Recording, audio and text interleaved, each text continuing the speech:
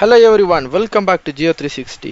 இந்த வீடியோவில் நாம தமிழ்நாட்டில் இஸ்ரோ அமைக்க போகிற லான்ச் பேட் அது குறித்து தான் பார்க்க போகிறோம். ரொம்ப எக்ஸ்க்ளூசிவான கண்டென்ட், நல்லா சுவாரஸ்யமாக நீங்கள் எதிர்பார்க்குற தகவல்களை விட கூடுதலாக நிறைய விஷயம் இதில் சொல்ல போகிறேன். ஸோ வீடியோ எல்லாரும் ஸ்கிப் பண்ணாமல் முழுசாக பாருங்கள். அதுக்கு முன்னாடி நம்ம சேனலுக்கு புதுசாக வந்திருக்கிறவங்க நம்ம சேனலை சப்ஸ்கிரைப் பண்ணலன்னா சப்ஸ்கிரைப் பண்ணிட்டு பக்கத்தில் இருக்கிற பெல் ஐக்கனை கிளிக் பண்ணிக்கோங்க. வாங்க இப்போ வீடியோக்குள்ளே போகலாம்.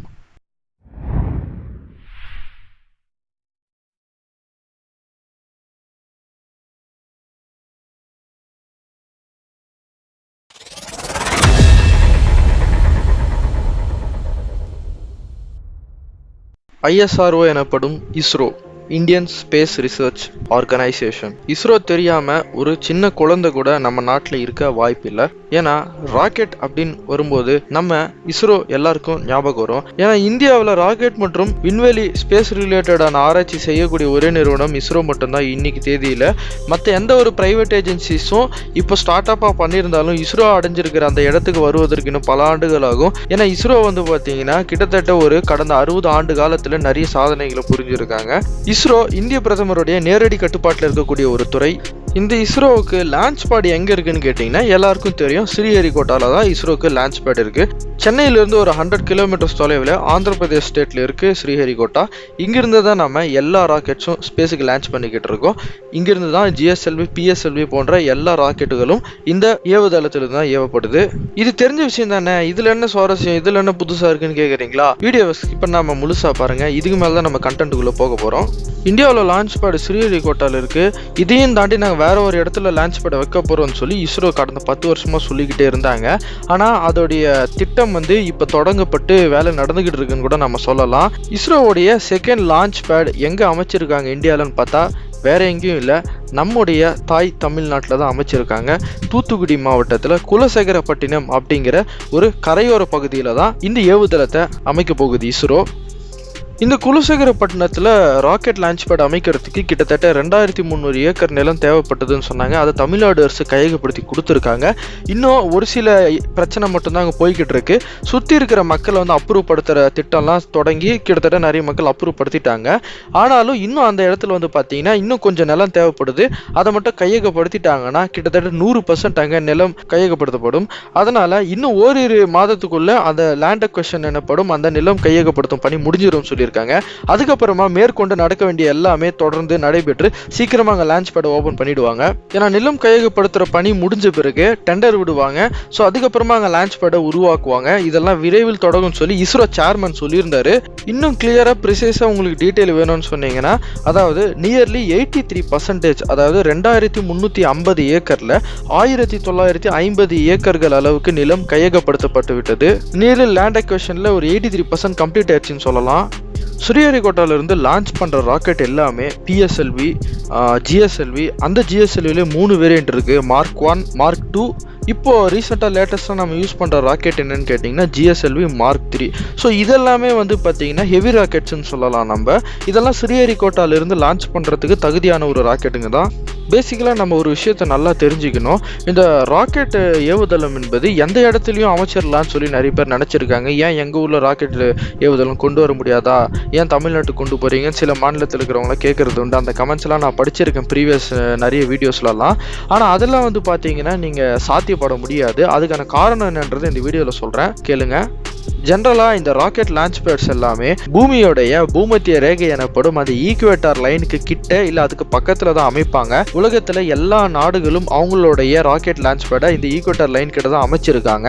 இந்த ஈக்குவேட்டர் என்பது நீங்கள் கூகுள் பண்ணாலே தெரியும், பூமியோடைய மையப்பகுதியை தான் ஈக்குவேட்டர்னு கன்சிடர் பண்ணுவாங்க. அந்த வகையில் இந்தியாவுடைய ஈக்குவேட்டர் லைன் பாஸ் ஆகக்கூடிய இடம் பார்த்தீங்கன்னா இந்தியான்னு சொல்ல முடியாது, உலகத்தில் ஈக்குவேட்டர் லைன் பாஸ் ஆகிற இடத்துல நம்ம ஸ்ரீஹரிகோட்டா இந்தியாவில் இருக்கிறதுனால அந்த பகுதியில் பார்த்தீங்கன்னா இந்த ராக்கெட் லான்ச் பேட் அமைச்சிருக்காங்க. ஆனால் இந்த உலகத்தில் இருக்கிற பல நாடுகள் பார்த்தீங்கன்னா ஈக்குவேட்டர் லைனில் பாஸ் ஆகாமல் வேற இடத்துல இருப்பாங்க. ஸோ அந்த மாதிரி நாடுகள்லாம் என்ன பண்ணுவாங்கன்னு கேட்டிங்கன்னா, எந்த இடத்துல ஈக்குவேட்டர் லைன் பாஸ் ஆகிற இடத்துல எந்த நாடுகள் இருக்கோ அந்த நாடுங்க கூட டைப் பண்ணிக்கிட்டு தங்களுடைய சேட்டலைட்ஸை ஸ்பேஸுக்கு அனுப்புவாங்க. சொல்லப்போனால் ரஷ்யாவே பார்த்தீங்கன்னா தங்களுடைய விண்வெளி ஆராய்ச்சி நிறுவனமான ரோஸ்காஸ்மாஸ் நிறுவனத்துக்கு சொந்தமாக ரஷ்யாவில் லான்ச் பேடு கிடையாது. அவங்களே கசகஸ்தான் நாட்டில் இருக்கிற பைக்னூர் அப்படிங்கிற ஒரு ஏவுதளத்தில் தான் பயன்படுத்திக்கிட்டு இருக்காங்க. சோவியத் காலத்திலிருந்து இன்னைக்கு வரைக்குமே. உங்க எல்லாருக்கும் ஒரு பேசிக்கான ஒரு கொஸ்டின் எழலாம். அது என்ன ஈக்குவேட்டர் லைன்ல இருந்து இவங்க ராக்கெட் லான்ச் பண்றாங்க? பூமியில எந்த இடத்துல இருந்தும் ஒரு உந்து விசை சக்தி, அதாவது த்ரஸ்ட் இருந்தா ராக்கெட் வந்து மேல நோக்கி தானே பறக்க போகுது. அது ஏன் எங்கிருந்து போகணும்? எங்க இருந்தாலும் நம்ம ராக்கெட் லான்ச் பண்ணலாமே, எப்படியும் மேல தானே போக போகுதுன்னு ஒரு கேள்வி உங்களுக்கு இருக்கும். அதற்கான விடையும் இங்க நான் கொடுக்குறேன். இந்த ராக்கெட்ஸ் எல்லாமே வந்து சேட்டிலைட் பர்பஸுக்காக நம்ம யூஸ் பண்ணுறோம்.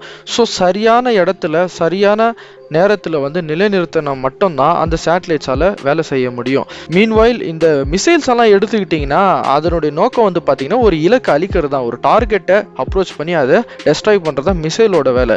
ஸோ மிசைல்ஸ் என்னும்போது நம்ம எங்கிருந்தானாலும் தரையிலிருந்து ஏவலாம், வானிலிருந்து ஏவலாம், கடலிருந்து ஏவலாம். ஸோ அது வேறு. ஆனால் அதுலேயும் அதே ராக்கெட் இன்ஜின் தான் யூஸ் பண்ணுறாங்க. ஆனால் இந்த இடத்துல சேட்டலைட் ஏவ வேண்டிய கட்டாயம் இருக்கிறதுனால இது மாதிரியான சில ஜாகிரபிக்கலான லொகேஷன்ஸ் தேவைப்படுது. வெறுமனே ஈக்குவேட்டர் லைனும் தேவைன்னு நம்மளால சொல்ல முடியாது. இன்னொரு காரணமும் இருக்கு. குறிப்பா ஸ்ரீஹரிகோட்டா தேர்ந்தெடுத்ததுக்கான இன்னொரு காரணம் என்னன்னு பார்த்தீங்கன்னா, ராக்கெட் வந்து அந்த த்ரஸ்ட், அந்த ஃபயர் பவர் வெளியில கொண்டு வரும்போது அந்த உந்து விசை அந்த தீப்பிழம்பு கக்கிக்கிட்டு வெளியில போகும்போது கிட்டத்தட்ட பூமி கீழே ரொம்ப கிட்டத்தட்ட ஒரு எர்த்குவாக் அளவுக்கு ஒரு வைப்ரேஷன் ஏற்படுத்தக்கூடியது. ஏன்னா அந்த அளவுக்கு ஒரு எடை மிகுந்த ஒரு ராக்கெட் வந்து அவ்வளோ வேகத்துல தீப்பிழம்பு கக்கி மேல நோக்கும்போது கீழே பூமியில அதிர்வுகள் ஏற்படும். ஸோ இதை தாங்கணும் கரிசல் மண் இருக்கணும்னு சொல்லி ஆராய்ச்சியாளர்கள்லாம் சொல்றாங்க. அந்த கரிசல் மண் அதிகமா நிறைந்த பகுதியும் ஸ்ரீஹரிகோட்டா தான் சொல்லப்படுது. அடுத்து மூன்றாவது காரணம் என்னன்னா, இப்போ நம்ம வந்து இந்த ராக்கெட் லான்ச் பேடை வந்து ஸ்ரீஹரிகோட்டாவில் வைக்காம இந்தியாவுடைய வேற ஏதாவது பகுதி கடற்கரை ஓரமாக இல்லாமல் ஒரு ஜெய்ப்பூர்ல இருந்தோ, டெல்லியில இருந்தோ, நாக்பூர்ல இருந்தோ, நாசிக்கோ இல்லை மதுரை, ஸோ இந்த மாதிரி மற்ற பகுதிகளில் இருந்து ஏன் லான்ச் பண்ணக்கூடாதுன்னு உங்களுக்கு ஒரு சந்தேகம் வரலாம். அதற்கும் காரணங்கள் இருக்கு. என்னன்னா, நம்ம பூமி வந்து வெஸ்ட் டு ஈஸ்ட் டைரக்ஷன்ல சுழலக்கூடிய அமைப்பை கொண்டது தான் நம்மளுடைய எர்த். ஸோ பூமி சுழலும் திசையிலே வந்து நம்ம ஒரு ராக்கெட் லான்ச் பண்ணோம்னா அந்த சுழல்கிற திசையை நோக்கியே வந்து அதுவும் கூட ஒரு அடிஷ்னல் ஃபோர்ஸ் கிடைக்கும் பட்சத்தில் இன்னும் சீக்கிரமாக நம்மளால் வந்து வேகமாக வந்து மேலே போய் நிலைநிறுத்த முடியும். ஏன்னா சுழலும் திசை பக்கமே நமக்கு அதிக விசை இருக்கிறதுனால அதை யூஸ் பண்ணி நம்ம இன்னும் வேகமாக நம்மளால் மேலே ரீச் பண்ண முடியும் ஆர்பிட்டை. ஆனால் இந்த கேஸில், அதாவது எதிர் திசையில் ராக்கெட் விட்டோம்னா நம்ம தான் வந்து அதிக ஃபோர்ஸை யூஸ் பண்ணி மேலே போகிற மாதிரி இருக்கும். ஸோ பேசிக்கலாக பார்த்தீங்கன்னா சிம்பிளான ஒரு நாலேஜ் இருந்தால் போதும், நம்ம வந்து பூமி சுத்துற டைரக்ஷன் பக்கமே ராக்கெட் விட்டா அது ஆட்டோமேட்டிக்கா போய் சேர்ந்துருன்ற மாதிரி கூட நம்ம வச்சுக்கலாம். பூமியில இந்த மையப்பகுதி தான் வந்து அதிவேகத்தில் சுழலக்கூடிய இடம். ஈக்குவேட்டர் லைன் பாஸ் ஆகிற இடத்துல தான் வந்து பூமி அதிவேகத்தில் சுழன்று கொண்டு இருக்கும். ஆனால் நார்த் போலியோ சவுத் போலியோ வந்து பார்த்தீங்கன்னா அவ்வளோ வேகமாக இருக்காது. அந்த இடத்துல சீசன்ஸ் எல்லாம் கூட பார்த்தீங்கன்னா ரொம்ப ஸ்லோவாக தான் இருக்கும். ஆனால் மையப்பகுதியில் வந்து பூமி அதிவேகத்தில் சுற்றுறதுனால இந்த இடத்த தேர்ந்தெடுத்திருக்காங்க. அது மட்டும் இல்லாமல் நாலாவது விஷயம் என்னன்னா, ஸ்ரீஹரிகோட்டா தேர்ந்தெடுத்ததுக்கான இன்னொரு காரணம், ஸ்ரீஹரிகோட்டால இருந்து ஏவப்படுற ராக்கெட் எல்லாமே பக்கத்தில் இருக்கிற பே ஆஃப் பெங்காலை நோக்கி அது வழியாக தான் மேலே போய்கிட்டு இருக்கும். சம்டைம்ஸ் ராக்கெட் ஃபெயிலியர் ரேட்டாலோ இல்லை வெடிச்சு செதறினாலோ எக்ஸ்ப்ளோட் ஆகும்போது அந்த ராக்கெட் சேஃபாக கடலில் வந்து விழுந்துடும். ஸோ அதனால யாருக்கும் எந்த பாதிப்பும் ஏற்படாது. இது இந்தியாவுடைய வெஸ்ட் கோஸ்ட்ல இருந்து ஒரு லான்ச் பேட் இருக்குன்னு வச்சுக்கோங்களேன். ஃபார் எக்ஸாம்பிள் மும்பை, கோவா, குஜராத் கோஸ்ட்லயோ இல்லை கேரளால இருந்து ஒரு ராக்கெட் லான்ச் பண்றோம்னு வச்சுக்கோங்களேன். அந்த ராக்கெட் ஆனது நம்ம இந்தியாவுடைய நிலப்பரப்புக்கு மேலே தான் பறந்துகிட்டு இருக்கும். ஸோ ஆர்பிட்டுக்கு போறதுக்கு முன்னாடி நம்ம ஸ்பேஸ்க்கு மேலே ஃப்ளை ஆகிட்டு இருக்கும்போது என்ன ஆகும்னா, ஏதாவது ஒரு டெக்னிக்கல் ஃபால்ட்டோ டெக்னிக்கல் ஃபெயிலியர் ஆகும்போது அந்த ராக்கெட் வெடிச்சு செதறினாலோ இல்லை பூமியின் மேலே தான் வந்து விழும். ஸோ நம்ம நிலப்பரப்பு மேலே அது விழும்போது அங்கே மக்கள் இருந்தாலும் இல்லைனாலும் அங்கே பெரிய சேதத்தை ஏற்படுத்தும். சில நேரங்களில் உயிர் சேதத்தை ஏற்படுத்தக்கூடிய அளவுக்கு ரொம்ப ஆபத்தானது இந்த ராக்கெட் எல்லாம். ஸோ அதனால நம்ம சேஃபராக பார்த்தீங்கன்னா ஸ்ரீஹரிகோட்டால இருந்து ராக்கெட் லான்ச் பண்ணோம்னா ஃபெயிலியர் ஆனால் கூட கடலில் வந்து விழுந்துரும். நம்ம ஈஸியாக அதை போய் ரெக்கவர் கூட பண்ணிட்டு வந்துடலாம். ஸோ இந்த மாதிரி நிறைய செக்யூரிட்டி பேராமீட்டர்ஸ் எல்லாம் இதில் இருக்கு. நான் சொன்னதெல்லாம் ஒரு ஃபியூ ரீசன்ஸ் தான். இதை விட இன்னும் நிறைய விஷயங்கள்லாம் இருக்கு. ஆனால் நமக்கு இந்த விஷயங்கள் தெரிஞ்சுக்கிட்டா போதும். கமிங் பேக் டு குலசேகரப்பட்டினம், இந்த இடத்துல நம்ம ஏன் சூஸ் பண்ணியிருக்கோம்னா ஒன்றும் கிடையாது. இஸ்ரோவில் வந்து பெரிய பெரிய ஹெவி ராக்கெட்ஸ் எல்லாம் வந்து அங்கே கேரி பண்ணிட்டு போக முடியுது. ஆனால் ஸ்மால் ராக்கெட்ஸ்னு வரும்போது அதிக செலவுகள் ஆகிறதா அங்கே சொல்லியிருக்காங்க. ஏன்னா இஸ்ரோ வந்து இப்போ ரீசெண்ட் டைம்ஸில் நிறைய ஸ்மால் சேட்டலைட் லான்ச் வெஹிக்கல்ஸ் எல்லாம் லான்ச் பண்ணுறாங்க. இதெல்லாம் ஃபியூச்சரில் வந்து நம்ம அதிகமாக லான்ச் பண்ணும்போது சரியாக குறிப்பிட்டு சொல்லணும்னா ஒரு 500 கிலோகிராம் எடை கொண்ட சேட்டலைட் எல்லாம் லான்ச் பண்ணும்போது நிறைய இஷ்யூஸ் வரதா சொல்லியிருக்காங்க. இதெல்லாம் வந்து நம்ம ஓவர் கம் பண்ணணும்னா குலசேகரப்பட்டினத்தில் லான்ச் பேட் அமைக்க வேண்டியிருக்குன்னு சொல்லப்படுது. ஏன்னா ஸ்ரீஹரிகோட்டாலிருந்து புறப்படுகின்ற எல்லா ராக்கெட்டுமே பார்த்தீங்கன்னா ஸ்ரீலங்காவை சுற்றிக்கிட்டு போகுது. இலங்கையோடைய வான்பரப்பை பயன்படுத்தி அதன் வழியாக தான் மேலே போய் போலார் ஆர்பிட்டில் நிலைநிறுத்த முடியுது. ஆனால் இது வந்து நிறைய ரிஸ்க், நிறைய டேஞ்சர் ஏற்படுத்தன்றதுனால உள்ள ஒரு ஆட்டோமேட்டிக் மெனுவர் சிஸ்டம் வச்சுருக்காங்க எல்லா ராக்கெட்லேயும். அதாவது தானாகவே வந்து ஸ்ட்ரெயிட் லைனில் பயணிக்கக்கூடியது, இலங்கை மேலே பறக்காமல் ஆட்டோமேட்டிக்காக அட்ஜஸ்ட்மெண்ட் பண்ணிக்கிட்டு ஸ்ட்ரைட்டாக மேலே பறக்கக்கூடியது. ஆனால் இப்படி பறக்கிறதுனால என்ன பிரச்சனைன்னு பார்த்தீங்கன்னா, பெரிய பெரிய ஹெவி ராக்கெட்ஸில் ஃபியூல் அதிகமாக இருக்கிறதுனால அந்த அமௌண்ட் ஆஃப் ஃபியூல் அதிகமானாலும் பரவாயில்லன்னு சொல்லி பெரிய ராக்கெட் அதை ஓவர் கம் பண்ணிட்டு ஸ்ட்ரைட்டாக போயிடும். ஆனால் இது சிறிய ரக ராக்கெட்ல பார்த்தீங்கன்னா எரிபொருளே குறைவாக தான் இருக்கும். அதை வச்சுக்கிட்டு நம்மளால இதெல்லாம் செஞ்சுக்கிட்டு போனோம்னா அந்த ராக்கெட் சரியாக போலார் ஆர்பிட்டுக்கு போய் ரீச் ஆகாதுன்னு சொல்கிறாங்க. ஸோ இது ஓவர் கம் பண்ணுறதுக்கு தான் நம்ம குலசேகரப்பட்டினத்தை தேர்ந்தெடுத்திருக்கோம். அங்கிருந்து பார்த்தீங்கன்னா நமக்கு இந்த பிரச்சனையெல்லாம் இல்லாமல் சிறிய ரக ராக்கெட்டுகள் மட்டும் நம்ம ஏவுகிறதுக்கு குலசேகரப்பட்டினத்தை பயன்படுத்திக்கலாம்னு சொல்லி இஸ்ரோ சேர்மன் சொல்லியிருக்காரு. ஸோ இந்த ஸ்மாலர் சேட்டலைட் லான்ச் வெஹிக்கிள் எனப்படும் இந்த SSLVக்கு உகந்த இடம் எதுன்னு கேட்கும் பொழுது குலசேகரப்பட்டினம் தான் அதற்கான ஒரே தீர்வு, ஒரே பதில். குலசேகரப்பட்டினத்தில் ஏவுதலை கொண்டு வந்தோம்னா நமக்கு நிறைய அட்வான்டேஜஸ் இருக்குது. ஏன்னா இன்னைக்கு உலக நாடுகள், நிறைய நாடுகள் பார்த்தீங்கன்னா இந்தியா கிட்ட சேட்டலைட் கொடுத்து அதை லான்ச் பண்ணிக்க வச்சுக்கிறாங்க.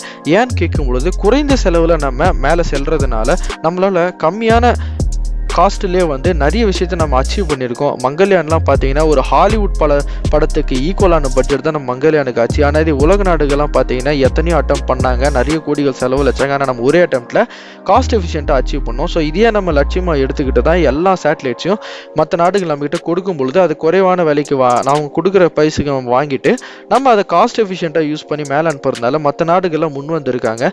ஸோ இதை வந்து நம்ம வருங்காலத்தில் இன்னும் அதிகமாக இந்த மாதிரி ஆர்டர்ஸ் வரதுனால நம்ம குலசேகரப்பட்டினத்தை நம்ம ராக்கெட் லான்ச் பேட் அமைப்பது இன்றியமையாத ஒன்றா மாறிட்டு இருக்கு. ஸோ சீக்கிரமாக குலசையில் வந்து ஒரு ஏவுதளத்தை கொண்டு வந்துருவாங்கன்னு சொல்லி நம்ம எதிர்பார்க்கலாம். இது குறித்து வேறு எதனா அப்டேட் வரும்பொழுது நான் நிச்சயமாக உங்ககிட்ட அப்டேட் பண்ணுறேன். இந்த வீடியோ நம்ம சேனலில் வந்து இதுக்கு முன்னாடி பேசினது இல்லைன்றதுனால தான் இந்த வீடியோ கொஞ்சம் லென்த்தாக வந்திருக்கு. ஸோ பொறுமையாக எல்லோரும் இந்த வீடியோ பார்த்துட்டு உங்கள் ஃப்ரெண்ட்ஸுக்கெல்லாம் ஷேர் பண்ணுங்கள். உங்களுக்கு எதனா கருத்துக்கள் இருந்தால் அது கீழே கமெண்ட் பாக்ஸில் சொல்லுங்கள், லைக் பண்ணுங்கள், மறக்காமல் ஷேர் பண்ணுங்கள். மீண்டும் ஒரு அடுத்த பதிவில் சந்திப்போம். நன்றி, வணக்கம், ஜெய்ஹிந்த்.